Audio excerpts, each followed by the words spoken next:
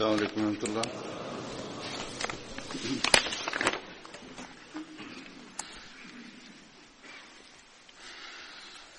أشهد أن لا إله إلا الله وحده لا شريك له وأشهد أن محمدا عبده ورسوله.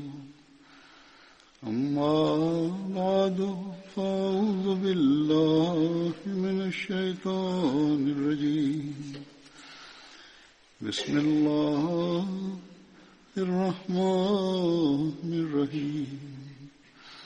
الحمد لله رب العالمين الرحمن الرحيم مالك يوم الدين. إياك نعبد وإياك نستعين. اهدنا الصراط المستقيم صراط الذين أنعمت عليهم غير المغضوب عليهم ولا الضالين. ഇന്ന് പറയാൻ പോകുന്ന ബദരി സഹാബാക്കളിലെ ആദ്യത്തെ പേര് ഹസ്രത്ത് ഉബൈദിന്റേതാണ്. അദ്ദേഹത്തിന്റെ പൂർണ്ണമായ പേര് ഉബൈദ് ബിൻ അബു ഉബൈദ് അൻസി മെഹസി എന്നാണ്. ഇബ്നു ഹിഷാമിന്റെ അഭിപ്രായ പ്രകാരം അവിടുന്ന് ഔസ് ഗോത്രത്തിലെ കുടുംബം ബനു ഉമയ്യയുമായിട്ടാണ് ബന്ധം. ഹസ്രത്ത് ഉബൈദ റസൂലുള്ളാഹി സ്വല്ലല്ലാഹു അലൈഹി വസല്ലമയോടൊപ്പം ബദർ, ഉഹദ്, ഖന്തക് യുദ്ധങ്ങളിൽ പങ്കെടുത്തു. ഇതിൽ കൂടുതലായി ഇദ്ദേഹത്തിന്റെ വിശദവിവരം ലഭ്യമല്ല. രണ്ടാമത്തെ സഹാബിയുടെ പേര് ഹസ്രത്ത് അബ്ദുല്ല ബിൻ നുഅ്മാൻ ബിൻ ബൽദമ എന്നാണ്. ഹസ്രത്ത് അബ്ദുല്ലയുടെ പിതാമഹന്റെ പേര് ബൽദമ അല്ലെങ്കിൽ ബൽസിമ എന്നും വിവരിക്കപ്പെട്ടിട്ടുണ്ട്. ഹസ്രത്ത് അബ്ദുല്ല ബിൻ നുഅ്മാന്റെ ബന്ധം അൻസാറുകളുടെ ഗോത്രമായ ഖസ്റജിന്റെ ബനു ഖുനാസ് കുടുംബവുമായിട്ടാണ്. ഹസ്രത്ത് അബ്ദുല്ല ബിൻ നുഅ്മാൻ ഹസ്രത്ത് അബൂ ഖത്താദയുടെ പിതൃ സഹോദരനായിരുന്നു. ഹസ്രത്ത് അബ്ദുല്ല ബിൻ നുഅ്മാന് ബദർ, ഉഹദ് യുദ്ധങ്ങളിൽ പങ്കെടുക്കുവാനുള്ള ഭാഗ്യം ലഭിച്ചു. അടുത്തതായി പറയാൻ പോകുന്ന സഹാബിയുടെ പേര് ഹസ്രത്ത് അബ്ദുല്ല ബിൻ ഉമൈർ എന്നാണ്. ഹസ്രത്ത് അബ്ദുല്ല ബിൻ ഉമൈറിന്റെ ബന്ധം ബനു ജദാറ ഗോത്രവുമായിട്ടായിരുന്നു. അദ്ദേഹം ബദർ യുദ്ധത്തിൽ പങ്കെടുത്തിരുന്നു. ഒരഭിപ്രായ പ്രകാരം അദ്ദേഹത്തിന്റെ പിതാവിന്റെ പേര് ഉമൈർ എന്നതിന് പകരം ഉബൈദ് എന്നും വിവരിക്കപ്പെട്ടിട്ടുണ്ട്. അതുപോലെ തന്നെ ചിലർ അവരുടെ പിതാമഹന്റെ പേര് അദി എന്നും പറഞ്ഞിട്ടുണ്ട്. എന്നാൽ ചിലരുടെ അഭിപ്രായ പ്രകാരം ഹാരിസ എന്നാണ്. ഇബ്നു ഹിഷാം അദ്ദേഹം ബനു ജദാറ ഗോത്രക്കാരനാണെന്ന് പറയുന്നു. എന്നാൽ ഇബ്നു ഇസ്ഹാഖ് ബനു ഹാരിസ ഗോത്രമാണെന്നാണ് വിവരിച്ചിരിക്കുന്നത്. രണ്ടുപേരും ചരിത്രം എഴുതുന്നവരാണ്. അടുത്തതായി പറയാൻ പോകുന്ന സഹാബി, അദ്ദേഹത്തിന്റെ പേര് ഹസ്രത്ത് അംർ ബിൻ ഹാരിസ് എന്നാണ്. ഹസ്രത്ത് അംറിന്റെ ബന്ധം ബനു ഹാരിസ ഗോത്രവുമായിട്ടാണ്. ചിലര് അങ്ങയുടെ പേര് അമർ എന്ന് വിവരിച്ചിട്ടുണ്ട്. എന്നാൽ മറ്റു ചിലരുടെ അഭിപ്രായ പ്രകാരം ആമിർ എന്നാണ്. അദ്ദേഹത്തിന്റെ വിളിപ്പേര് അബു നാഫി ആയിരുന്നു. ഹസ്രത്ത് അമർ തുടക്കത്തിൽ തന്നെ മക്കയിൽ വെച്ച് ഇസ്ലാം സ്വീകരിച്ചിരുന്നു. രണ്ടാം ഹിജ്റത്തെ ഹബ്ഷയിൽ അദ്ദേഹം പങ്കെടുത്തിരുന്നു. ബദർ യുദ്ധത്തിൽ പങ്കെടുക്കാനുള്ള ഭാഗ്യം അദ്ദേഹത്തിന് ലഭിച്ചു. അടുത്ത സഹാബിയുടെ പേര് അബ്ദുല്ല ബിൻ കഅബ് എന്നാണ്. ഹസ്രത്ത് അബ്ദുല്ല ബിൻ കഅബ് ബനു മാസൻ ഗോത്രക്കാരനായിരുന്നു. പിതാവിന്റെ പേര് കഅബ് ബിൻ അംർ എന്നും മാതാവിന്റെ പേര് റിബാബ് ബിൻ അബ്ദുല്ല എന്നുമായിരുന്നു. അദ്ദേഹം ഹസ്രത്ത് അബൂ ലൈല മാസിനിയുടെ സഹോദരൻ ആയിരുന്നു. ഹസ്രത്ത് അബ്ദുല്ല ബിൻ കഅബിന്റെ ഒരു മകന്റെ പേര് ഹാരിസ് എന്നായിരുന്നു. അദ്ദേഹം സുഹൈബ ബിൻ ഔസിൽ നിന്ന് ജനിച്ചതായിരുന്നു. ഹദ്റത്ത് അബ്ദുള്ള ബിൻ കഅബ് ബദർ യുദ്ധത്തിൽ പങ്കെടുത്തിരുന്നു. റസൂലുള്ളാഹി സ്വല്ലല്ലാഹു അലൈഹി വസല്ലം ബദർ ദിവസം ഗനീമത്ത് മുതലിനുമേൽ അദ്ദേഹത്തെ മേൽനോട്ടക്കാരനായി നിശ്ചയിച്ചു. ഇതുകൂടാതെയും മറ്റു പല അവസരങ്ങളിലും അദ്ദേഹത്തെ റസൂൽ സല്ലല്ലാഹു അലൈഹി വസല്ലമയുടെ 1/5 ധനത്തിൽ മേൽനോട്ടക്കാരനായി നിശ്ചയിച്ചിട്ടുണ്ട്. ഹദ്റത്ത് അബ്ദുള്ള ബിൻ കഅബ് ബദർ, ഉഹദ്, ഖന്ദക് മുതലായ എല്ലാ യുദ്ധങ്ങളിലും മറ്റു യുദ്ധങ്ങളിലും റസൂലുള്ളാഹി സ്വല്ലല്ലാഹു അലൈഹി വസല്ലമയോടൊപ്പം പങ്കെടുത്തു. ഹദ്റത്ത് അബ്ദുള്ള ബിൻ കഅബിന്റെ വഫാത്ത് മദീനയിൽ ഹദ്റത്ത് ഉസ്മാൻ റളിയല്ലാഹു തആല അൻഹുവിന്റെ ഖിലാഫത്ത് കാലഘട്ടത്തിൽ 33 ഹിജ്രിയിലാണ് നടന്നത്. അങ്ങയുടെ ജനാസ നമസ്കാരം ഹദ്റത്ത് ഉസ്മാൻ നമസ്കരിപ്പിച്ചു. അദ്ദേഹത്തിന്റെ വിളിപ്പേര് അബു ഹാരിസ് എന്നും അതുകൂടാതെ അബു യഹിയ എന്നും വിവരിക്കപ്പെടുന്നു. അടുത്ത സഹാബിയുടെ പേരാണ് ഹദ്റത്ത് അബ്ദുള്ള ബിൻ ഖൈസ്. ഹദ്റത്ത് Abdullah bin Qais Banu Najjar ഗോത്രക്കാരനായിരുന്നു. അങ്ങയുടെ പിതാമഹന്റെ പേര് ചരിത്ര ഗ്രന്ഥങ്ങളിൽ ഖാലിദ് എന്നാണ് വിവരിക്കപ്പെട്ടിരിക്കുന്നത്. എന്നിരുന്നാലും തബ്കാത്തെ കുബറയിൽ അദ്ദേഹത്തിന്റെ പേര് ഖലദ എന്നാണ് വിവരിച്ചിരിക്കുന്നത്. ഹദ്റത്ത് അബ്ദുള്ള ബിൻ ഖൈസിന്റെ മകന്റെ പേര് അബ്ദുറഹ്മാൻ എന്നും മകളുടെ പേര് ഉമൈറ എന്നുമായിരുന്നു. ഇവർ രണ്ടുപേരുടെയും മാതാവിന്റെ പേര് സുവാദ് ബിൻ ഖൈസ് എന്നായിരുന്നു. ഇതുകൂടാതെ ഒരു മകൾ കൂടി ഉണ്ടായിരുന്നു. അവരുടെ പേര് ഉമ്മു ഔൻ എന്നായിരുന്നു. ഹദ്റത്ത് Abdullah bin Qais Badr, Uhud യുദ്ധങ്ങളിൽ പങ്കെടുത്തു. Abdullah bin Muhammad bin Umara അൻസാരിയുടെ അഭിപ്രായ പ്രകാരം അദ്ദേഹം ഉഹദ് യുദ്ധത്തിൽ ഷഹീദായി. എന്നാൽ മറ്റഭിപ്രായ പ്രകാരം അദ്ദേഹം ഉഹദ് യുദ്ധത്തിൽ ഷഹീദായിരുന്നില്ല, മറിച്ച് ജീവിച്ചിരുന്നു.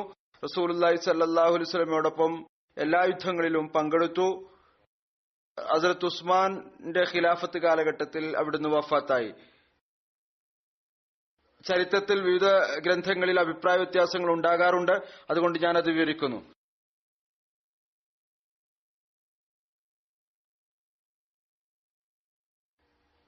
അടുത്തതായി ഞാൻ പറയാൻ പോകുന്ന സഹാബിയുടെ പേര് ഹദ്റത്ത് സലമ ബിൻ അസ്ലം എന്നാണ്. ഹദ്റത്ത് സലമ ബിൻ അസ്ലം ബനു ഹാരിസ ബിൻ ഹാരിസ് ഗോത്രത്തിൽ നിന്നാളായിരുന്നു. അങ്ങയുടെ പിതാവിന്റെ പേര് അസ്ലം എന്നായിരുന്നു. ഒരഭിപ്രായം അനുസരിച്ച് അങ്ങയുടെ പിതാമഹന്റെ പേര് ഹരി എന്നായിരുന്നു. എന്നാൽ മറ്റൊരു അഭിപ്രായ പ്രകാരം ഹരീസ് എന്നായിരുന്നു. അങ്ങയുടെ വിളിപ്പേര് അബു സഅദ് എന്നായിരുന്നു. ഹദ്റത്ത് സലമ ബിൻ അസ്ലമിന്റെ മാതാവിന്റെ പേര് സുവാദ് ബിൻ റാഫി എന്നായിരുന്നു. സലമ ബിൻ അസ്ലം ബദർ, ഉഹദ്, ഖന്ദക് അതുപോലെ മറ്റെല്ലാ യുദ്ധങ്ങളിലും റസൂലുള്ളാഹി സ്വല്ലല്ലാഹു അലൈഹി വസല്ലമയോടൊപ്പം പങ്കെടുത്തു. അവിടുന്ന് ബദർ യുദ്ധത്തിൽ സായ് ബിൻ ഉബൈദ്, നുഅൻ ബിൻ അമർ എന്നിവരെ തടവിലാക്കി. ഹദ്റത്ത് സലമ ബിൻ അസ്ലം ഹദ്റത്ത് ഉമറിന്റെ ഖിലാഫത്ത് കാലഘട്ടത്തിൽ ജിസർ യുദ്ധത്തിൽ ഷഹീദായി. അത് ഫുറാത്ത് നദിക്ക് കരയിലുണ്ടായ ഒരു യുദ്ധമാണ്.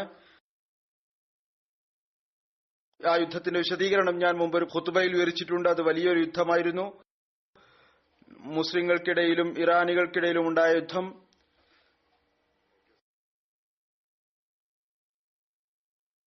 ജിസർ എന്ന പേരിൽ, ജിസർ എന്ന് പറയുന്നത് ഒരു പാലത്തിനാണ്. നദിക്കുമേലെ ഒരു പാലം പണിതിരുന്നു. അത് മുഖേന മുസ്ലിങ്ങൾ ആ പ്രദേശത്ത് പോവുകയും ഈ യുദ്ധത്തിൽ ഇറാനികളുടെ ഭാഗത്ത് നിന്ന് യുദ്ധത്തിനായുള്ള ആനകളും ഉപയോഗിച്ചിരുന്നു. ഏതായിരുന്നാലും യുദ്ധത്തിൽ രണ്ടു വിഭാഗത്തിനും വലിയ നഷ്ടമുണ്ടായി. പ്രത്യേകിച്ച് മുസ്ലിങ്ങൾക്ക് വലിയ നഷ്ടമുണ്ടായി. മരണസമയത്ത് റിവായത്തിലുള്ള അഭിപ്രായ വ്യത്യാസത്തോടുകൂടി ഏകദേശം അങ്ങയുടെ പ്രായം 38 ആണെന്നാണ് വിവരിക്കപ്പെടുന്നത്. അല്ലാമ നൂറുദ്ദീൻ ഹൽബിയുടെ പ്രസിദ്ധമായ ഗ്രന്ഥം സീറത്തുൽ ഹൽബിയയിൽ ബദർ യുദ്ധത്തിൽ റസൂലുള്ളാഹി സ്വല്ലല്ലാഹു അലൈഹി വസല്ലമയുടെ മുഅ്ജിസത്തുകളെ കുറിച്ച് വിവരിച്ചുകൊണ്ട് പറയുകയാണ്, ബദർ യുദ്ധത്തിൽ ഹദ്റത്ത് സലമ ബിൻ അസ്ലമയുടെ വാൾ പൊട്ടിപ്പോയി. അപ്പോൾ റസൂലുള്ളാഹി സ്വല്ലല്ലാഹു അലൈഹി വസല്ലം അദ്ദേഹത്തിന് ഒരു ഈന്തപ്പനയുടെ നൽകിക്കൊണ്ട് പറഞ്ഞു, ഇതുകൊണ്ട് യുദ്ധം ചെയ്യുക. ഹദ്റത്ത് സലമ ബിൻ അസ്ലം ആ വടി തന്റെ കയ്യിൽ വാങ്ങിയ ഉടനെ തന്നെ അതൊരു നല്ല വാളായി തീർന്നു. പിന്നീട് അതെപ്പോഴും അങ്ങയുടെ പക്കൽ തന്നെ ഉണ്ടായിരുന്നു. ഷറാസ് ദർക്കാനിയിലും ദലായിലെ നുബൂവത്തിലും ഉണ്ട്. ബദർ ദിവസം ഹദ്റത്ത് സലമ ബിൻ അസ്ലമിന്റെ വാൾ പൊട്ടിപ്പോയി. അങ്ങനെ കൈകൾ ശൂന്യമായി പോയി. ഒരായുധവും കയ്യിൽ ഉണ്ടായിരുന്നില്ല. റസൂൽ തിരുമേനി സല്ലല്ലാഹു അദ്ദേഹത്തിനൊരു വടി നൽകിക്കൊണ്ട് പറഞ്ഞു, ഇതുകൊണ്ട് യുദ്ധം ചെയ്യുക. അപ്പോൾ അത് നല്ല ഒരു വാളായി മാറി. ഇത് ജസർ ദിവസം ഷഹീദാകുന്നതുവരെ അങ്ങയുടെ പക്കൽ ഉണ്ടായിരുന്നു. ഇബ്നു സഅദ് എഴുതുന്നു,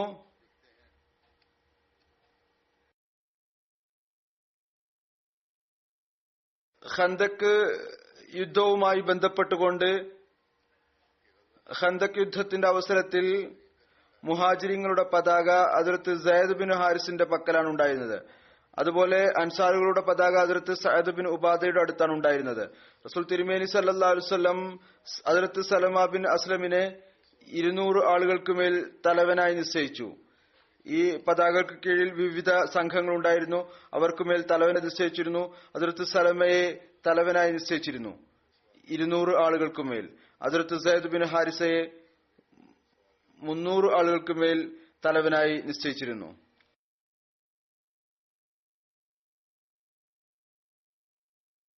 ഇദ്ദേഹത്തിന് ഈ ഡ്യൂട്ടി നൽകേണ്ടായി.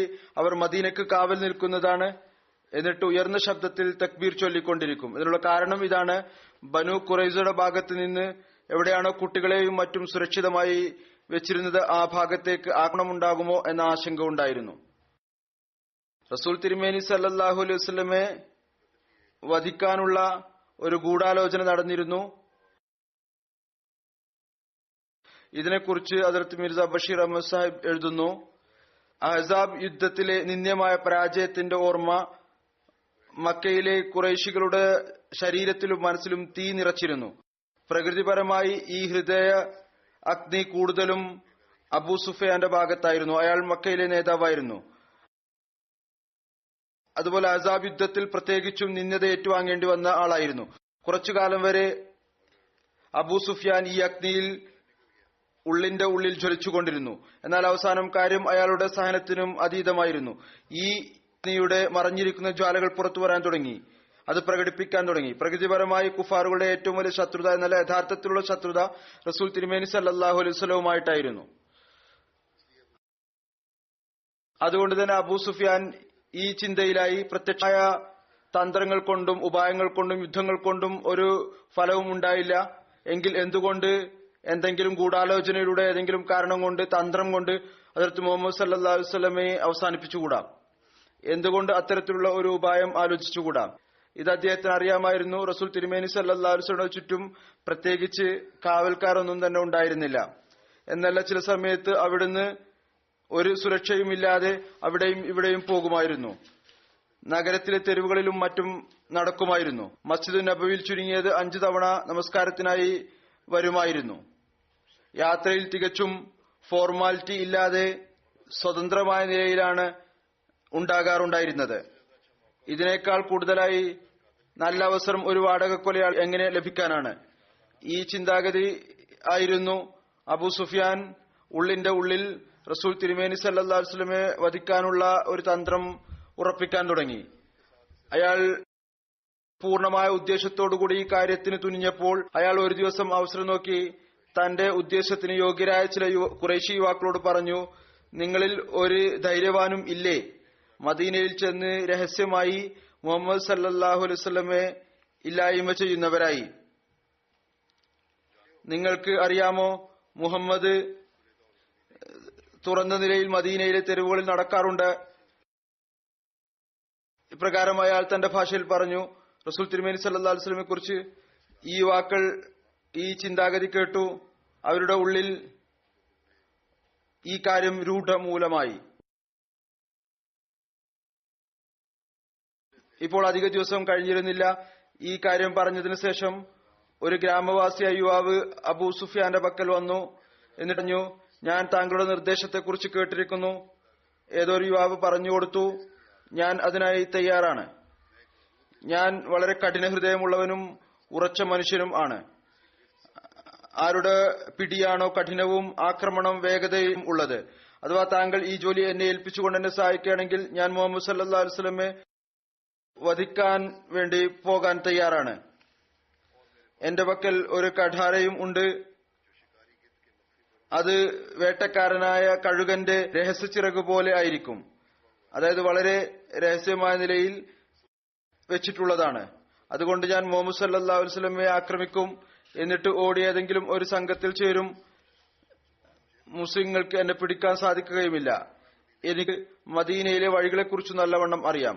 അബു സുഫിയാൻ പറഞ്ഞു, വളരെയധികം സന്തോഷത്തിലായി പറഞ്ഞു, മതി മതി, നീ ഞങ്ങൾ ഉദ്ദേശിക്കുന്ന അതേ വ്യക്തി തന്നെയാണ്. ഇതിനുശേഷം അബൂ സുഫിയാൻ അയാൾക്ക് വേഗതയേറിയ ഒരൊട്ടകവും വഴിച്ചെലവും നൽകി, യാത്രാ ചെലവ് നൽകി, യാത്ര അയച്ചു. എന്നിട്ട് താക്കീത് ചെയ്തു, ഈ രഹസ്യം ആരിലും വെളിപ്പെടുത്തരുത്. മക്കയിൽ നിന്ന് വിട പറഞ്ഞ് ഈ വ്യക്തി പകൽ മറഞ്ഞിരുന്നും രാത്രി യാത്ര ചെയ്തും മദീനയിലേക്ക് യാത്ര തിരിച്ചു. 6-ാമത്തെ ദിവസം മദീനയിൽ എത്തി. റസൂൽ തിരുമേനി സല്ലല്ലാഹു അലൈഹി വസല്ലമയുടെ വിലാസം വാങ്ങിക്കൊണ്ട് നേരെ ബനി അബ്ദുൽ അഷ്അൽ ഗോത്രത്തിന്റെ പള്ളിയിൽ ചെന്നു. അവിടെ റസൂൽ തിരുമേനി സല്ലല്ലാഹു അലൈഹി വസല്ലം ആ സമയത്ത് പോയിരിക്കുകയായിരുന്നു. ആ ദിവസങ്ങളിൽ പുതിയ പുതിയ ആളുകൾ മദീനയിൽ വന്നുകൊണ്ടിരുന്നു. അതുകൊണ്ട് ഏതെങ്കിലും ഒരു മുസ്ലിമിന് ഇയാളെ കുറിച്ചൊരു സംശയവും തോന്നിയില്ല, ഇയാൾ ഏതുദ്ദേശത്തോടു കൂടിയാണ് വന്നിരിക്കുന്നത് എന്ന്. എന്നാൽ അയാൾ പള്ളിയിൽ പ്രവേശിച്ച ഉടനെ തന്നെ റസൂൽ തിരുമേനി സല്ലല്ലാഹു അലൈഹി വസല്ലം അയാൾ തന്റെ അടുത്തേക്ക് വരുന്നതായി കണ്ടപ്പോൾ അവിടുന്ന് പറഞ്ഞു, ഈ വ്യക്തി ഏതോ ചീത്ത ഉദ്ദേശവുമായിട്ടാണ് വന്നിരിക്കുന്നത്. ഈ വാക്കുകൾ കേട്ട് ഉയർന്ന ശബ്ദത്തിലാണ് അവിടുന്ന് ഈ കാര്യം പറഞ്ഞത്. അയാളിലേക്ക് ഈ വാക്കുകൾ എത്തി. വാക്കുകൾ കേട്ട് അയാൾ കൂടുതൽ വേഗത്തിൽ റസൂലുള്ളാഹി സ്വല്ലല്ലാഹു അലൈഹി വസല്ലമയുടെ ഭാഗത്തേക്ക് കുതിച്ചു. എന്നാൽ ഒരു അൻസാരി തലവൻ ഉസൈദ് ബിൻ ഹുസൈർ പെട്ടെന്ന് പിടിച്ച് അയാളെ കെട്ടിപ്പിടിച്ചു. ഈ യുദ്ധത്തിൽ അദ്ദേഹത്തിന്റെ കൈ അയാൾ മറച്ചുവെച്ച കഠാരയിൽ കൊണ്ടു. അപ്പോൾ അയാൾ വിഭ്രമിച്ചുകൊണ്ട് പറഞ്ഞു, എന്റെ രക്തം, എന്റെ രക്തം, അതായത് എന്നെ നീ പരിക്കേൽപ്പിച്ചിരിക്കുന്നു. അയാളെ പിടിച്ച് കെട്ടിയപ്പോൾ റസൂലുള്ളാഹി സ്വല്ലല്ലാഹു അലൈഹി വസല്ലം പറഞ്ഞു, നീ സത്യം പറയുക, നീ ആരാണ്, നീ ഏതുദ്ദേശത്തോടു കൂടിയാണ് ഇവിടെ വന്നത്? അപ്പോൾ അയാൾ എന്റെ ജീവൻ എനിക്ക് പുറത്തു നൽകുകയാണെങ്കിൽ ഞാൻ പറയാം. അവിടുന്ന് പറഞ്ഞു, അതെ, അഥവാ നീ എല്ലാ കാര്യങ്ങളും സത്യം പറയുകയാണെങ്കിൽ നിനക്ക് മാപ്പ് നൽകുന്നതാണ്. ഇത് കേട്ടപ്പോൾ അയാൾ മുഴുവൻ കഥയും ആദ്യം വരെ റസൂൽ തിരുമേനി സല്ലല്ലാഹു അലൈഹി വസല്ലമയുടെ സമക്ഷത്തിൽ കേൾപ്പിച്ചു. ഇതുകൂടി പറഞ്ഞു, അബൂ സുഫിയാൻ ഇത്രമാത്രം സമ്മാനം നൽകും എന്ന് പറഞ്ഞിരുന്നു. ഇതിനുശേഷം ഇയാൾ ഏതാനും ദിവസം മദീനയിൽ താമസിച്ചു. എന്നിട്ട് സ്വന്തം ഇഷ്ടപ്രകാരം റസൂൽ തിരുമേനി സല്ലല്ലാഹു അലൈഹി വസല്ലമയുടെ കാര്യങ്ങൾ കേട്ടുകൊണ്ട് മുസ്ലിങ്ങളുടെ കൂടെ താമസിച്ച് റസൂൽ തിരുമേനി സല്ലല്ലാഹു അലൈഹി വസല്ലമയുടെ സഹവാസികളിൽ ഉൾപ്പെടുകയുണ്ടായി. അതായത് ഇസ്ലാം സ്വീകരിച്ചു.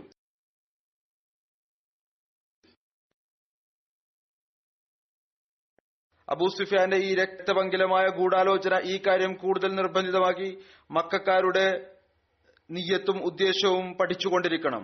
അങ്ങനെ ഇവരുടെ ഉദ്ദേശം എന്താണെന്ന് അറിഞ്ഞുകൊണ്ടിരിക്കണം. എങ്ങനെയുള്ള ഗൂഢാലോചനകളാണ് ഇവർ നടത്തിക്കൊണ്ടിരിക്കുന്നത്. അങ്ങനെ റസൂൽ തിരുമേനി സല്ലല്ലാഹു അലൈഹി വസല്ലം ഇത് കാരണം തന്റെ 2 സഹാബി അമർ ബിൻ ഉമയ്യ സമ്രിയെ, സലമ ബിൻ അസ്ലം, ആരെക്കുറിച്ചാണ് ഇപ്പോൾ പറഞ്ഞുകൊണ്ടിരിക്കുന്നത്, ഇവർ രണ്ടുപേരെയും മക്കയിലേക്ക് അയച്ചു. എന്നിട്ട് അബൂ സുഫിയാന്റെ വധശ്രമത്തിനുള്ള ഗൂഢാലോചനയും അയാളുടെ മുമ്പുള്ള രക്തപങ്കിലമായ നടപടികളും കണ്ടുകൊണ്ട് അവർക്ക് ഈ ഒരു അനുവാദം നൽകി. അഥവാ അവസരം ലഭിക്കുകയാണെങ്കിൽ നിശ്ചയമായും ഇസ്ലാമിന്റെ ഈ യുദ്ധശത്രുവിന്റെ അവസാനം കുറിക്കുക. എന്നാൽ ഉമയ്യയും അദ്ദേഹത്തിന്റെ സുഹൃത്തും മക്കയിലെത്തിയപ്പോൾ കുറേശികൾ ജാഗരൂകരായി. ഈ 2 സഹാബാക്കളും തങ്ങളുടെ ജീവൻ രക്ഷപ്പെടുത്തിക്കൊണ്ട് മദീനയിലേക്ക് തിരിച്ചു വരികയും ചെയ്തു. വഴിയിൽ അവർക്ക് കുറേശികളുടെ 2 ചാരന്മാരെ ലഭിച്ചു. അവരെ കുറേശി നേതാക്കന്മാർ മുസ്ലിങ്ങളുടെ അനക്കമടക്കങ്ങൾ അറിയുന്നതിനു വേണ്ടി റസൂൽ തിരുമേനി സല്ലല്ലാഹു അലൈഹി വസല്ലമയുടെ ചിന്താഗതി അറിയുന്നതിനു വേണ്ടി അയച്ചതായിരുന്നു. ഇതും ഒരു അത്ഭുതപ്പെടുത്തുന്ന കാര്യമല്ല. ഈ തന്ത്രവും കുറേശികളുടെ മറ്റേതെങ്കിലും ഒരു രക്തപങ്കിലമായ ഗൂഢാലോചനയുടെ മുന്നൊരുക്കമായിരിക്കും. ഇതുപോലെ മുമ്പുണ്ടായി. എങ്ങനെയും ഗൂഢാലോചന നടത്തി നഊദുബില്ലാ റസൂലുള്ളാഹി സ്വല്ലല്ലാഹു അലൈഹി വസല്ലം വധിക്കാൻ മുമ്പ് അയച്ചതുപോലെ. എന്നാൽ അള്ളാഹുവിന്റെ അത്തരത്തിലുള്ള ഫضലുണ്ടായി. ഉമയ്യയും സലമയും അവർക്ക് ഇവരുടെ ചാരപ്രവർത്തനത്തെ കുറിച്ച് അറിയാൻ സാധിച്ചു. അതുകൊണ്ട് ഈ ചാരന്മാരെ ആക്രമിച്ച് അവരെ തടുക്കാൻ ആഗ്രഹിച്ചു. എന്നാൽ അവര് യുദ്ധം ചെയ്യാൻ തുനിഞ്ഞു. അങ്ങനെ ഈ യുദ്ധത്തിൽ ഒരു ചാരൻ മരിച്ചു. ഒരാളെ തടവിലാക്കി മദീനയിലേക്ക് കൊണ്ടുവന്നു. ഈ യുദ്ധം നടന്ന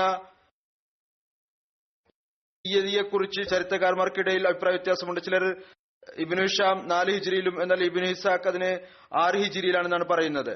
അല്ലാമ ഗസ്തലാനിയും സർക്കാനിയും സഅദിന്റെ നിവേദനത്തിന് പ്രാധാന്യം നൽകിയിട്ടുണ്ട്. ഹദ്റത്ത് മിർസ ബഷീർ അഹമ്മദ് സാഹിബ് ഇത് രണ്ടും വിശകലനം ചെയ്തുകൊണ്ട് പറയുന്നു, ഞാനും ഇതിനെ 6 ഹിജ്രിയിലായി നിശ്ചയിക്കുന്നു. അള്ളാഹുവിന് നന്നായിട്ട് അറിയാം. ഇബ്നു ഇസാഖിന്റെ നിവേദനം ബൈഹഖിയും പിന്തുണച്ചിട്ടുണ്ട്. എന്നാൽ ഇതിൽ നിന്ന് അതിന്റെ തീയതി ലഭ്യമല്ല. സുലഹ് ഹുദൈബിയയുടെ അവസരത്തിൽ ഹദ്റത്ത് സലമ ബിൻ അസ്ലമിന്റെ പരാമർശ പ്രകാരം ലഭിക്കുന്നു. ഹദ്റത്ത് ഉമ്മ ഉമാറ വിവരിക്കുകയാണ്, ഞാൻ സുലഹ് ഹുദൈബിയ ദിവസം റസൂലുള്ളാഹി സ്വല്ലല്ലാഹു അലൈഹി വസല്ലമയെ കാണുകയായിരുന്നു. അപ്പോൾ അവിടുന്ന് ഇരിക്കുകയായിരുന്നു. ഹദ്റത്ത് അബ്ബാദ് ബിൻ ബിഷർ, ഹദ്റത്ത് സലമ ബിൻ അസ്ലം രണ്ടുപേരും പടച്ചട്ട അണിഞ്ഞുകൊണ്ട് നബി കരീം സല്ലല്ലാഹു അലൈഹി വസല്ലമയുടെ അടുത്തു നിന്ന് കാവൽ നിൽക്കുകയായിരുന്നു. ഖുറൈശികളുടെ പ്രതിനിധി സുഹൈൽ ബിൻ അംർ തന്റെ ശബ്ദം ഉച്ചത്തിലാക്കിയപ്പോൾ ഇവർ രണ്ടുപേരും അയാളോട് പറഞ്ഞു, നിന്റെ ശബ്ദം റസൂലുള്ളാഹി സ്വല്ലല്ലാഹു അലൈഹി വസല്ലം മുമ്പിൽ പതുക്കെയാക്കുക, മെല്ലെ ആക്കുക. ഇത് അദ്ദേഹത്തിന്റെ ഒരു പ്രത്യേകമായ സേവനത്തെക്കുറിച്ചുള്ള പരാമർശമാണ്. അത് ഈ അവസരത്തിൽ വിവരിക്കപ്പെട്ടിരിക്കുന്നു. അടുത്തതായി പറയാൻ പോകുന്ന സഹാബി, അദ്ദേഹത്തിന്റെ പേരാണ് ഹദ്റത്ത് ഉഖ്ബ ബിൻ ഉസ്മാൻ. ഹദ്റത്ത് ഉഖ്ബ ബിൻ ഉസ്മാന്റെ മാതാവിന്റെ പേര് ഉമ്മ ജമീൽ ബിൻത് ഉഖ്ബ എന്നായിരുന്നു. ഹദ്റത്ത് ഉഖ്ബ അൻസാറുകളുടെ ഗോത്രം ബനു സുറൈഖുമായിട്ടായിരുന്നു ബന്ധം. ഹദ്റത്ത് ഉഖ്ബയും അദ്ദേഹത്തിന്റെ സഹോദരൻ ഹദ്റത്ത് സഅദ് ബിൻ ഉസ്മാനും യുദ്ധം, ഉഹദ് യുദ്ധം എന്നിവയിൽ പങ്കെടുക്കാൻ ഭാഗ്യം ലഭിച്ചു.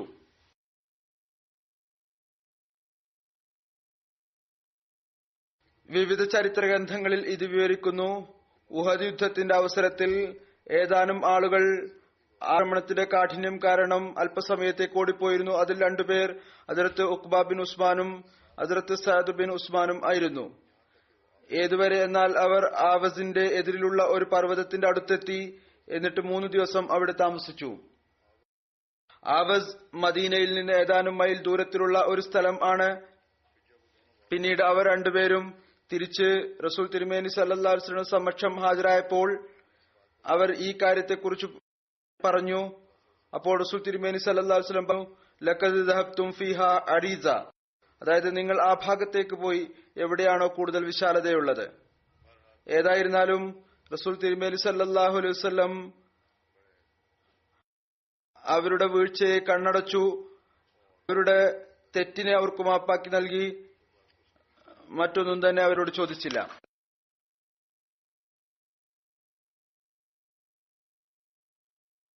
അടുത്ത സഹാബിയുടെ പേരാണ് ഹസ്രത്ത് അബ്ദുല്ല ബിൻ സഹൽ. ഹസ്രത്ത് അബ്ദുല്ല ബിൻ സഹലിന്റെ ബന്ധം ബനു സഊറ ഗോത്രവുമായിട്ടായിരുന്നു. അവർ ബനു അബ്ദുൽ അഷ്അലിന്റെ സഖ്യകക്ഷിയായിരുന്നു. ഇപ്രകാരം പറയപ്പെടുന്നു, അദ്ദേഹം ഗസ്സാനി ആയിരുന്നു. ഹസ്രത്ത് അബ്ദുല്ലയുടെ പേര് ചിലർ സെയ്ദ് എന്നും ചിലർ റാഫി എന്നും വിവരിച്ചിട്ടുണ്ട്. ഹസ്രത്ത് അബ്ദുല്ലയുടെ മാതാവിന്റെ പേര് സഅബ ബിൻത് തൈഹാൻ എന്നായിരുന്നു. അവർ ഹസ്രത്ത് അബുൽ ഹൈസം ബിൻത് തൈഹാന്റെ സഹോദരിയായിരുന്നു. അദ്ദേഹം ഹസ്രത്ത് റാഫി ബിൻ സഹലിന്റെ സഹോദരനായിരുന്നു. ഹസ്രത്ത് അബ്ദുല്ല ബദർ യുദ്ധത്തിൽ പങ്കെടുത്തു. അദ്ദേഹത്തിന്റെ സഹോദരൻ ഹസ്രത്ത് റാഫി അങ്ങയുടെ കൂടെ ഉഹദ്, ഖന്ദക് യുദ്ധങ്ങളിലും പങ്കെടുത്തിരുന്നു. ഹസ്രത്ത് അബ്ദുല്ല ഖന്ദക് യുദ്ധത്തിൽ ഷഹീദായി. ബനു ഉവൈഫിലെ ഒരാൾ അങ്ങയെ അമ്പെയ്തുകൊണ്ട് ഷഹീദാക്കി. മുഗീറ ബിൻ ഹക്കീം വിവരിക്കുന്നു, ഞാൻ ഹസ്രത്ത് അബ്ദുല്ലയോട് ചോദിച്ചു, താങ്കൾ ബദർ യുദ്ധത്തിൽ പങ്കെടുത്തിരുന്നില്ലേ? അദ്ദേഹം മറുപടി പറഞ്ഞു, അതെ, ഞാൻ ബൈഅത്തെ അഖബയിലും പങ്കെടുത്തിരുന്നു. ഹസ്രത്ത് അബ്ദുല്ലയെ ഉംറഉൽ അസദ് യുദ്ധത്തിൽ, അത് മദീനയിൽ നിന്ന് 8 മൈൽ ദൂരത്തിലുള്ള ഒരു സ്ഥലമാണ്, അതിൽ പങ്കെടുക്കുന്നതിന്റെ പരാമർശവും സീറത്തു നബിയുടെ ഗ്രന്ഥം ആയ സുഗൂലുൽ ഹുദായിൽ ഇപ്രകാരം ലഭിക്കുന്നു. ഹസ്രത്ത് അബ്ദുല്ല ബിൻ സഹൽ, ഹസ്രത്ത് റാഫി ബിൻ സഹൽ ഇവർ രണ്ടുപേരും സഹോദരന്മാരായിരുന്നു. അവർ ബനു അബ്ദുൽ അഷൽ ഗോത്രത്തിൽ നിന്നുള്ളവരായിരുന്നു. ഇവർ രണ്ടുപേരും ഉഹദ് യുദ്ധത്തിൽ നിന്ന് വന്നപ്പോൾ അവർ രണ്ടുപേർക്കും കഠിനമായി പരിക്ക് പറ്റിയിരുന്നു. യുദ്ധത്തിൽ പരിക്ക് പറ്റി.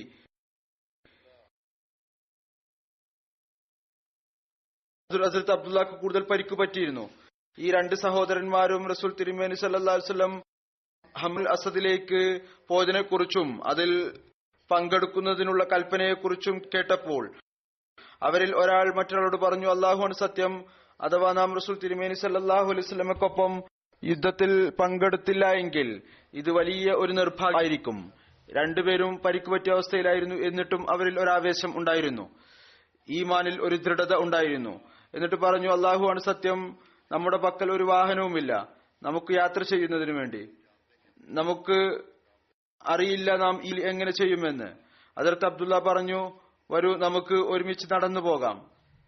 ഹദ്റത്ത് റാഫി പറഞ്ഞു, അള്ളാഹുവാണ് സത്യം, എനിക്ക് പരിക്ക് കാരണം നടക്കാനുള്ള ശക്തി പോലുമില്ല. അദ്ദേഹത്തിന്റെ സഹോദരൻ പറഞ്ഞു, വരൂ നമുക്ക് മെല്ലെ മെല്ലെ നടക്കാം, എന്ന് റസൂൽ തിരുമേനി സല്ലല്ലാഹു അലൈഹി വസല്ലമയുടെ അടുത്തേക്ക് പോകാം. അങ്ങനെ അവർ രണ്ടുപേരും ഉരുണ്ട് വീട് നടക്കാൻ തുടങ്ങി. ഹദ്റത്ത് റാഫിന് ബലഹീനത അനുഭവപ്പെട്ടു. ഇടയ്ക്ക് ഹദ്റത്ത് അബ്ദുള്ള ഹദ്റത്ത് റാഫിയെ തന്റെ പുറത്ത് ഏറ്റി ഇടയ്ക്ക് അദ്ദേഹം കാൽനട നടക്കാൻ തുടങ്ങി. രണ്ടുപേർക്കും മുറിവ് പറ്റിയിരുന്നു. എന്നാൽ ആരുടെ നിലയാണോ അല്പം മെച്ചപ്പെട്ടിരുന്നത് അയാൾ മറ്റേയാളെ പുറത്തേറ്റി. എന്നിരുന്നാലും റസൂൽ തിരുമേനി സല്ലല്ലാഹു അലൈഹി വസല്ലം അടുത്തേക്ക് ചരിച്ചുകൊണ്ടിരുന്നു. ബലഹീനത കാരണം ചില സമയത്ത് അവർക്ക് അനങ്ങാൻ പോലും സുഖമായിരുന്നില്ല. ഈ അവസ്ഥയാണ് അവർക്കുണ്ടായിരുന്നത്. ഏതുവരെ എന്നാൽ ഇഷായുടെ നേരത്ത് അവർ രണ്ടുപേരും റസൂൽ തിരുമേനി സല്ലല്ലാഹു അലൈഹി വസല്ലം പക്കൽ ഹാജരായി. സഹാബാക്കൾ അപ്പോൾ തീ കത്തിച്ചുകൊണ്ടിരിക്കുകയായിരുന്നു. അവിടെ തമ്പടിച്ചിരിക്കുകയായിരുന്നു. രാത്രിയായിരുന്നു. അവരെ രണ്ടുപേരെയും റസൂൽ തിരുമേനി സല്ലല്ലാഹു അലൈഹി വസല്ലമയുടെ സമക്ഷം ഹാജരാക്കപ്പെട്ടു. ആ രാത്രി റസൂൽ തിരുമേനി സല്ലല്ലാഹു അലൈഹി വസല്ലമയുടെ കാവൽക്കാരനായി ഹസ്രത്ത് അബ്ബാദ് ബിൻ ബിഷറാണ് നിയോഗിക്കപ്പെട്ടിരുന്നത്. റസൂൽ തിരുമേനി സല്ലല്ലാഹു അലൈഹി വസല്ലം ഇവരോട് ചോദിച്ചു,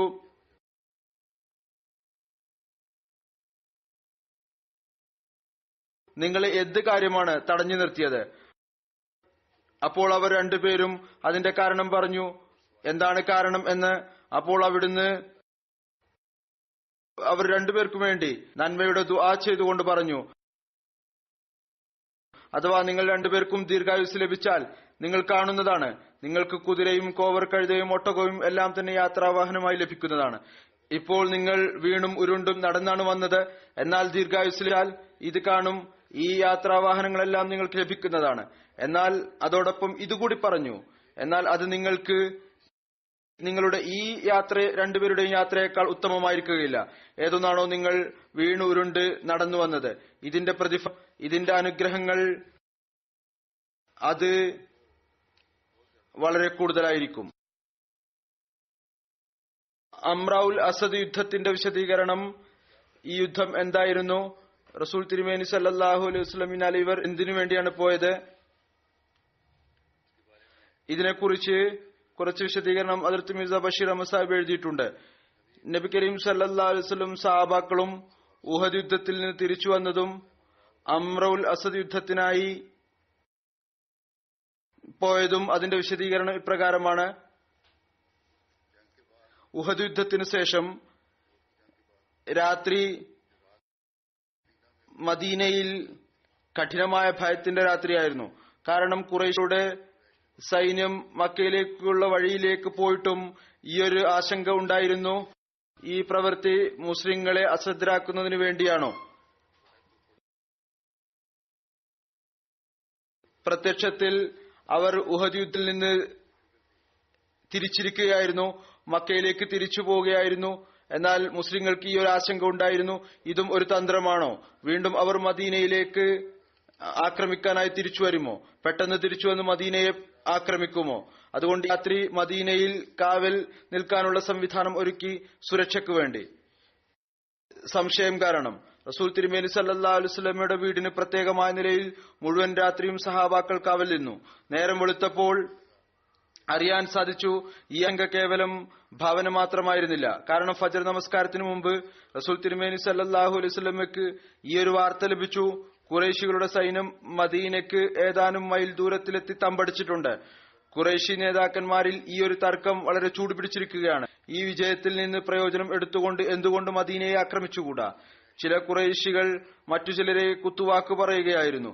നിങ്ങൾ മുഹമ്മദ് സല്ലല്ലാഹു അലൈഹി വസല്ലമയെ വധിച്ചിട്ടില്ല, മുസ്ലിം സ്ത്രീകളെ അടിമകളാക്കുകയും ചെയ്തിട്ടില്ല, അവരുടെ ധനം പിടിച്ചടക്കുകയും ചെയ്തിട്ടില്ല. എന്നല്ല,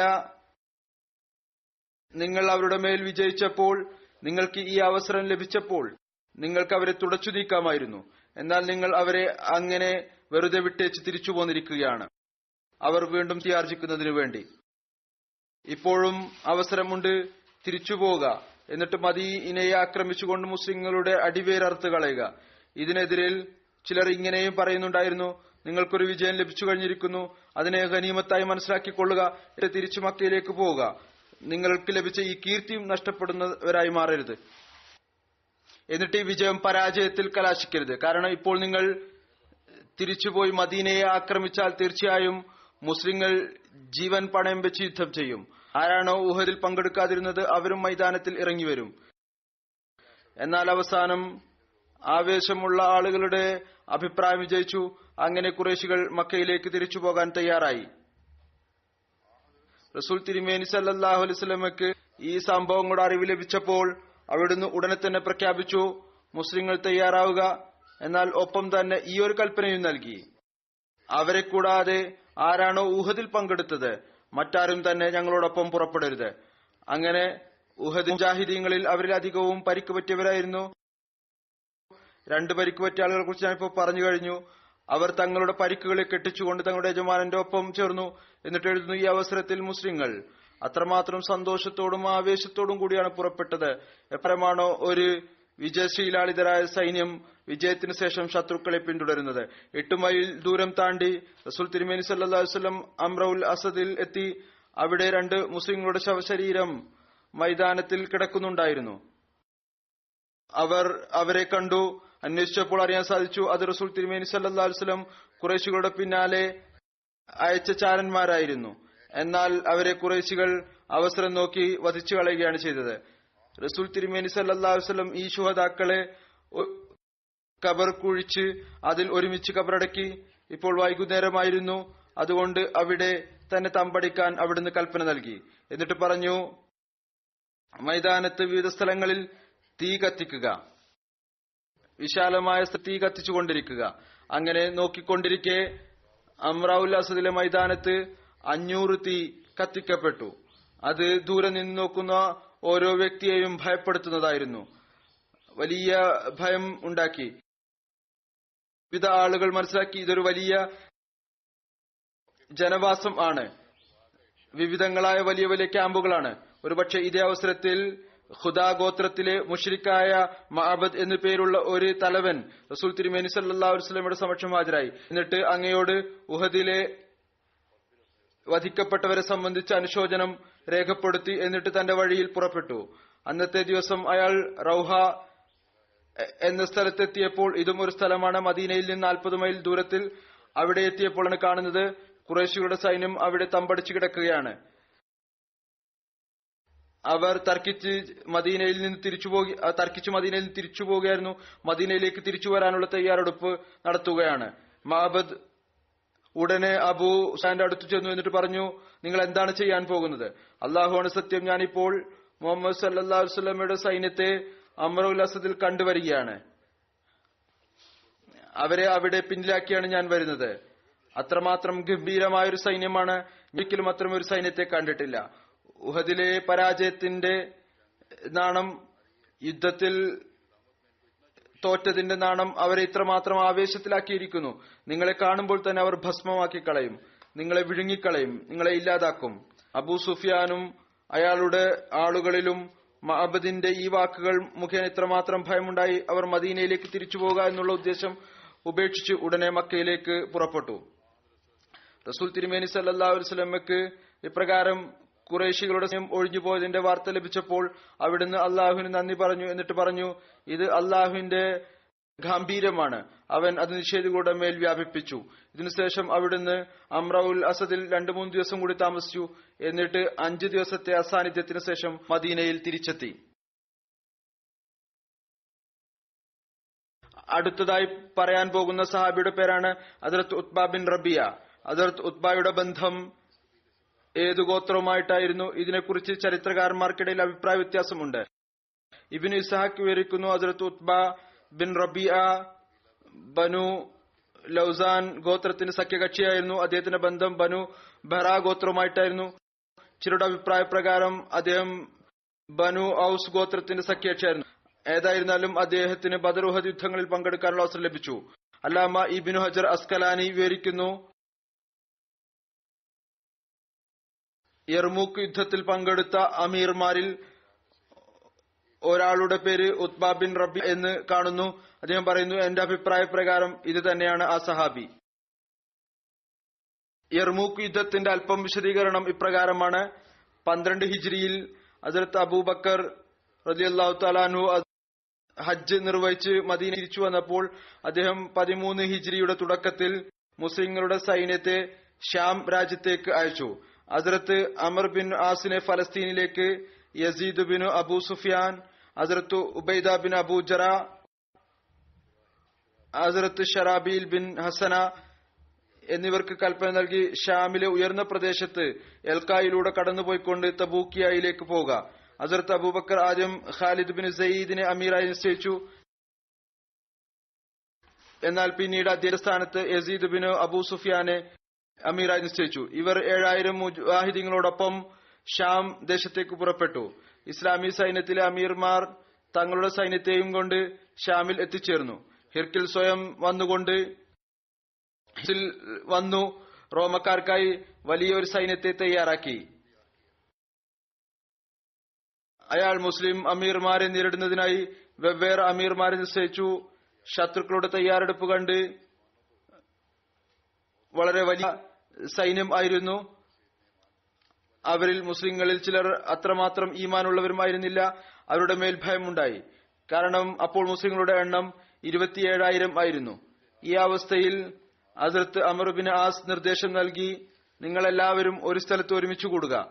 കാരണം ഒരുമിച്ച് കൂടുമ്പോൾ എണ്ണം കുറവാണ് എങ്കിലും നിങ്ങളെ പരാജയപ്പെടുത്തുക എന്നത് എളുപ്പമായിരിക്കുകയില്ല. കുറച്ചുപേരാണ് ആ സൈന്യത്തെ അപേക്ഷിച്ച് ഉള്ളത്. എന്നാൽ എല്ലാവരും ഒരുമിച്ച് കൂടുകയാണെങ്കിൽ എളുപ്പത്തിൽ നിങ്ങളുടെ മേൽ വിജയം നേടാൻ സാധിക്കുകയില്ല.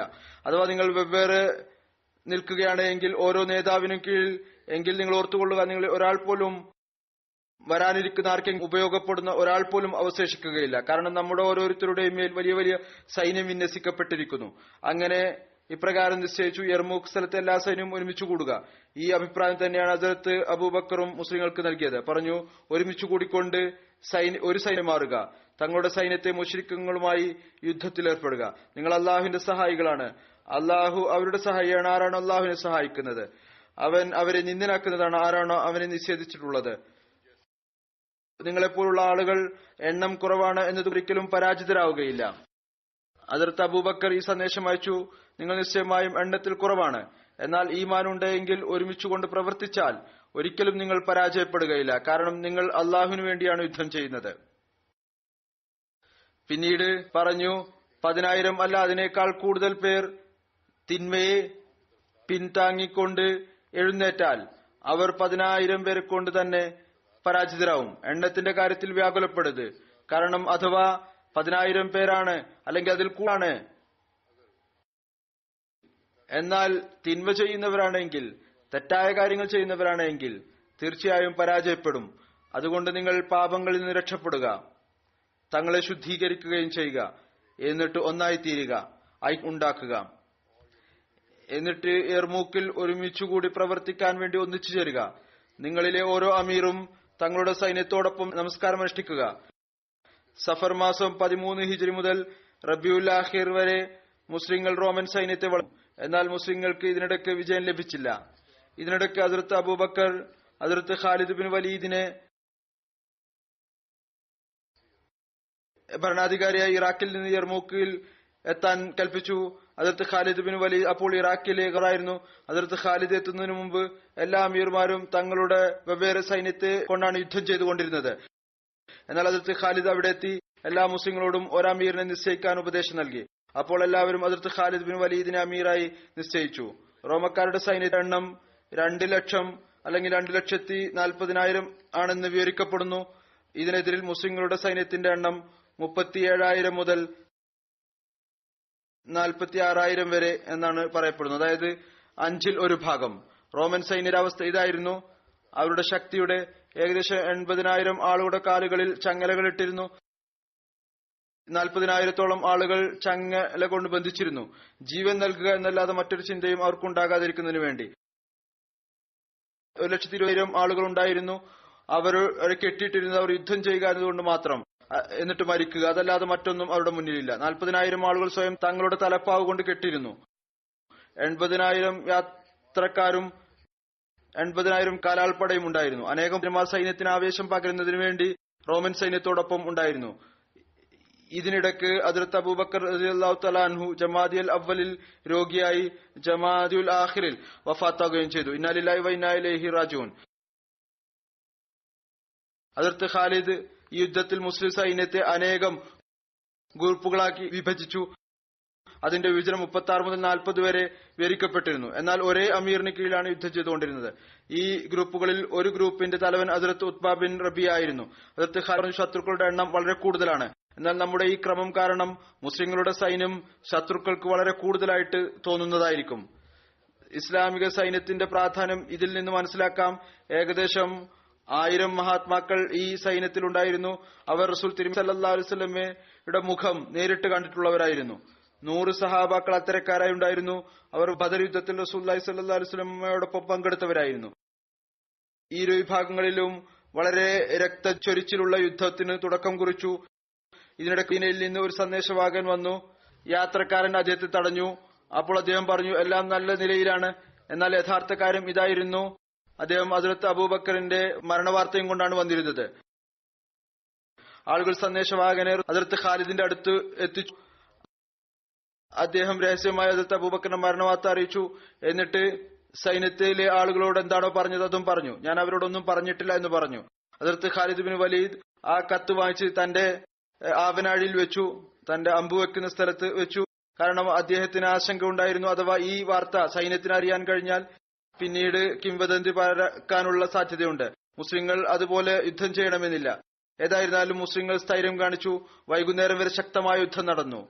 എന്നിരുന്നാലും റോമൻ സൈന്യം പിന്തുടരാൻ തുടങ്ങി. യുദ്ധത്തിൽ 1,00,000-ലധികം റോമൻ പടയാളികൾ വധിക്കപ്പെട്ടു. മൊത്തം 3000 മുസ്ലിങ്ങൾ ഈ യുദ്ധത്തിൽ ഷഹീദായി. ഈ ശ്രോതാക്കളിൽ ഹദ്റത്ത് ഇക്രിമ ബിൻ അബൂ ജഹലും ഉണ്ടായിരുന്നു. കൈസറിന് ഈ പരാജയത്തിന്റെ വാർത്ത ലഭിച്ചപ്പോൾ അയാൾ ദമസ്കിൽ താമസിക്കുകയായിരുന്നു. അയാൾ ഉടനെ തന്നെ അവിടെ നിന്ന് ഓടിപ്പോയി. യർമൂക്ക് വിജയത്തിന് ശേഷം ഇസ്ലാമിക സൈന്യം മുഴുവൻ മുസ്ലിം രാജ്യത്തും വ്യാപിച്ചു. കിനസ്രീൻ, ഉലാക്കിയ, ജൂമ, സർമീൻ, തിസീൻ, ഫൂറുസ്, തൽ അസാസ്, സുലൂക്ക്, റബാൻ എന്നീ സ്ഥലങ്ങളിൽ വളരെ എളുപ്പത്തിൽ വിജയിച്ചടക്കി. ഇന്ന് ഈ സഹാബാക്കളെ കുറിച്ചുള്ള സ്മരണ മാത്രമാണുള്ളത്. ഇനി ഒരുപക്ഷെ അടുത്ത സഹാബാക്കളെ കുറിച്ചുള്ള സ്മരണ റംസാന് ശേഷം ആയിരിക്കും. ഇൻഷാ അല്ലാഹ് റംസാനും അടുത്ത ആഴ്ച മുതൽ ആരംഭിക്കാൻ പോവുകയാണ്. ഇനി ഒരു സ്മരണ ഞാൻ നടത്താൻ ഉദ്ദേശിക്കുന്നു. ഒരു ജനാസ ഞാൻ നമസ്കരിക്കുന്നതാണ് ജുമാ നമസ്കാരത്തിന് ശേഷം. അത് ബഹുമാനപ്പെട്ട സാഹിബ്സാദി സഫിയ ബേഗം സാഹിബയുടേതാണ്. അവർ ഹദ്റത്ത് മസീഹ് മൗഊദ് അലൈഹി സ്വലാത്തു വസ്സലാമിന്റെ പൗത്രൻ അല്ല, ഹദ്റത്ത് മിർസ ബഷീർ അഹമ്മദ് സാഹിബിന്റെ മകളുടെ മകൾ ആയിരുന്നു. അങ്ങയുടെ മൂത്ത മകളുടെ മകളായിരുന്നു. അതുപോലെ ഹസ്രത്ത് മിർസ റഷീദ് അഹമ്മദ് സാഹിബിന്റെ മകളുമായിരുന്നു. ഹസ്രത്ത് മുസ്ലിം മൗഊദ് റളിയല്ലാഹു തആല അൻഹുവിന്റെയും ഹസ്രത്ത് ഉമ്മ നാസിർ റളിയല്ലാഹു തആല അൻഹയുടെയും മകൻ സൈഫ്സദ മിർസ അൻവർ അഹമ്മദ് സാഹിബിന്റെ ഭാര്യയായിരുന്നു. ഏപ്രിൽ 30 ഇവരുടെ മരണം നടന്നു. 90-ാം വയസ്സിൽ താഹിർ ഹാർട്ട് ഇൻസ്റ്റിറ്റ്യൂട്ടിൽ. ഇന്നാ ലില്ലാഹി വ ഇന്നാ ഇലൈഹി റാജിഊൻ. ഈ ബന്ധത്തിൽ അവർ എന്റെ അമ്മായിയും ആയിരുന്നു. ഹസ്രത്ത് മിർസ റഷീദ് അഹമ്മദ് സാഹിബ് ഹസ്രത്ത് മിർസ സുൽത്താൻ അഹമ്മദ് സാഹിബിന്റെ മകനായിരുന്നു. ഞാൻ പറഞ്ഞതുപോലെ ഹസ്രത്ത് മിർസ ബഷീർ അഹമ്മദ് സാഹിബിന്റെ ഏറ്റവും മൂത്തൻ അമത്തുസലാം ബേഗം സാഹിബയുടെ മകളായിരുന്നു. ഹസ്രത്ത് അമ്മാജാൻ റളിയല്ലാഹു തആല അൻഹ റബോയിൽ തന്റെ കുടുംബത്തിലെ അവസാനത്തെ വിവാഹത്തിൽ പങ്കെടുത്തത് ഇവരുടെ വിവാഹത്തിലായിരുന്നു. ഇവർ ഹസ്രത്ത് ഖലീഫത്തുൽ മസീഹ് റാബി റഹ്മത്തുള്ളാഹിയുടെ ഭാര്യ ഹസ്രത്ത് സയ്യിദ ആസിഫ ബേഗം സാഹിബയുടെ മൂത്ത സഹോദരിയും ആയിരുന്നു. അവരുടെ മറ്റൊരു സഹോദരിയും 3 സഹോദരന്മാരും ഉണ്ട്. ഇവരുടെ സഹോദരി അനീസ സാഹിബ എഴുതുന്നു, തന്റെ മാതാപിതാക്കളുടെ ഏറ്റവും മൂത്ത മകളായിരുന്നു. അതുകൊണ്ട് അധികവും തീരുമാനങ്ങളിലും മാതാപിതാക്കൾ അവരുടെ അഭിപ്രായത്തിന് വലിയ പ്രാധാന്യം നൽകുമായിരുന്നു. വളരെയധികം കാര്യങ്ങൾ മനസ്സിലാക്കുന്ന ആളായിരുന്നു. അതുപോലെ തന്നെ അവരിൽ ഉറച്ചു വിശ്വസിക്കുകയും ചെയ്യുമായിരുന്നു. ഇവരും എപ്പോഴും തന്റെ മാതാപിതാക്കളുടെ വിശ്വാസത്തിൽ പൂർണ്ണമായി ഇറങ്ങിച്ചെന്നു. തന്റെ ചെറിയ സഹോദരന്മാരെ പരിപാലിച്ചു, നല്ല ശിക്ഷണം നൽകുന്നതിന് പരിശ്രമിച്ചു. ഇവർ എഴുതുന്നു, എന്നെ സംബന്ധിച്ച് മുസ്ലിം മൗദിന്റെ ഏതോ ഒരു മകന്റെ വിവാഹബന്ധ കാര്യം സംസാരിക്കപ്പെട്ടു. അപ്പോൾ ഹദ്രത്ത് മുസ്ലിം മൗദ് പറഞ്ഞു, നല്ല കുടുംബമാണ്. ഈ വീട്ടിൽ നിന്ന് 2 സഹോദരന്മാർ എന്റെ മരുമക്കളാണ്. അതായത് ഒന്ന് ഇവർ ആരുടെ വഫാത്തിനെ കുറിച്ചാണോ ഞാൻ പറയുന്നത്, മറ്റൊന്ന് ഹദ്രത്ത് ഖലീഫത്തുൽ മസീഹ് റാബി റഹ്മത്തുള്ളാഹിയുടെ ഭാര്യ. പറയുന്നു, ഈ 2 സഹോദരിമാർ എന്റെ മരുമക്കളാണ്. 2 പേരും വളരെ സ്നേഹിക്കുന്നവരും കുടുംബത്തെ കൂട്ടിച്ചേർക്കുന്നവരുമാണ്. ഇവരുടെ മകൻ എഴുതുന്നു, എന്റെ മാതാവ് അങ്ങേറ്റം സാധാരണക്കാരിയും ദരിദ്രരെ സഹായിക്കുന്ന, എല്ലാവരുടെയും സുഖദുഃഖത്തിൽ പ്രയോജനപ്പെടുന്ന, ദരിദ്രരെ വളരെയധികം സഹായിക്കുന്ന, പരിഗണിക്കുന്ന, വളരെ അനുകമ്പയുള്ള ആളായിരുന്നു. ദരിദ്രരോടുള്ള അനുകമ്പ മാത്രം ഉണ്ടായിരുന്നു. അവരുടെ കാര്യങ്ങൾ കേട്ട് കരയുമായിരുന്നു. എത്രത്തോളം സാധിക്കുമോ സഹായിക്കുമായിരുന്നു. ഇതിൽ ഒരു അതിശയോക്തിയും തന്നെ ഇല്ല. ഈ പ്രത്യേകതകൾ ഇവരിൽ ഉണ്ടായിരുന്നു. തന്റെ ജോലിക്കാരോടും വളരെ നല്ല നിലയിൽ പെരുമാറുന്നു എന്നല്ല. ഇവരുടെ ഒരു മകൾ എഴുതുന്നു, ഇപ്രകാരം കുട്ടികളെ പോലെ അവരോട് പെരുമാറി. ഒരു ജോലിക്കാരുടെ വിവാഹം നടക്കാൻ പോയപ്പോൾ അവർ പറഞ്ഞു, എനിക്ക് താങ്കളുടെ മകൾക്ക് നൽകിയതുപോലുള്ള സ്ത്രീധനം നൽകണം. എന്നിട്ട് അവർ അതുപോലുള്ള സ്ത്രീധനം തയ്യാറാക്കി നൽകുകയും ചെയ്തു. ഇവർക്ക് 3 പെൺകുട്ടികളും 1 ആൺകുട്ടിയുമുണ്ട്. ഇവർ മൂസിയ ആയിരുന്നു. ഇന്നലെയാണ് ഇവരുടെ ജനാസ നടന്നത്. ബഹിഷ്ടി മക്ബറയിൽ ഖബറടക്കപ്പെട്ടു. അള്ളാഹു ഇവരുടെ മക്കൾക്കും തങ്ങളുടെ മാതാവിന്റെ നന്മ സ്വായത്തമാക്കുന്നതിനുള്ള തൗഫീക്ക് നൽകുമാറാകട്ടെ. പരസ്പരം സ്നേഹത്തോടുകൂടി കഴിയാൻ തൗഫീക്ക് നൽകുമാറാകട്ടെ. ജമാഅത്തുമായി എപ്പോഴും ഖിലാഫത്തുമായും എല്ലായ്പ്പോഴും ബന്ധപ്പെട്ട് നിലനിർത്തുമാറാകട്ടെ.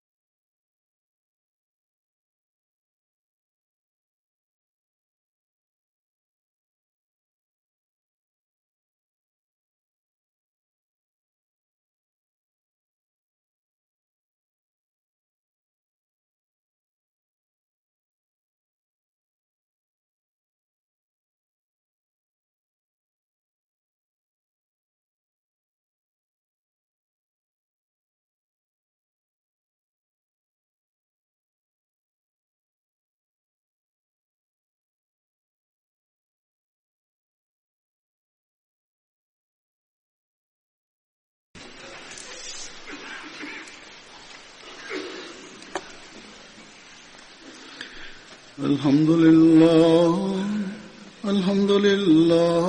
نحمده ونستعينه ونستغفره ونؤمن به ونتوكل عليه ونعوذ بالله من شرور أنفسنا ومن سيئات أعمالنا من يهده الله فلا مضل له ومن يضلل فلا هادي له ونشهد أن لا إله إلا الله ونشهد أن محمدا عبده ورسوله عباد الله رحمكم الله إن الله يأمر بالعدل والإحسان وإيتاء ذي القربى وينهى عن الفحشاء والمنكر والبغي يعظكم لعلكم تذكرون اذكروا الله يذكركم وادعوه يستجب لكم ولذكر الله أكبر